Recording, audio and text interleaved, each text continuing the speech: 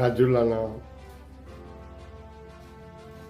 બોર્ડરના યુવાન રવિરાજ ઠાકરા, જે રાજુલા તાલુકાના ધારાનેસ ગામના વતની હતા અને આર્મીના કેમ્પમાં 8 વર્ષથી સેવા આપતા હતા.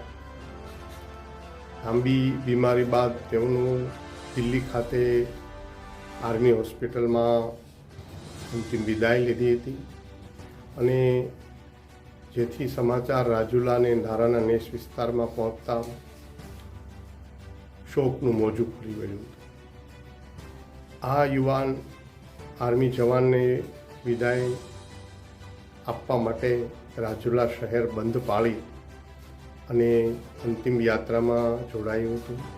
સંતો, મહંતો અને આગેવાનો દરેક લોકો આ અંતિમ યાત્રામાં જોડાયા હતા અને ત્યારબાદ રાજુલાથી ધારાના નેસ એનો પાર્થિવ દેહ લઈ જવાયો હતો અને ત્યાં એના અંતિમ સંસ્કાર કે જે લશ્કરી વિધિ પ્રમાણે કે જે સલામી સાથે 30 જેટલા લશ્કરી જવાનો ખડે પગે આવ્યા હતા અને સાથોસાથ એક રાજુલા વિસ્તારમાં આ પ્રથમવાર એવો બનાવ બન્યો છે કે યુવાન ની અંતિમ વિદાય થઈ હોય ને રાજુલા બંધ પાળીને આટલી મોટી સંખ્યામાં બધા અંતિમ યાત્રામાં જોડાયા હતા.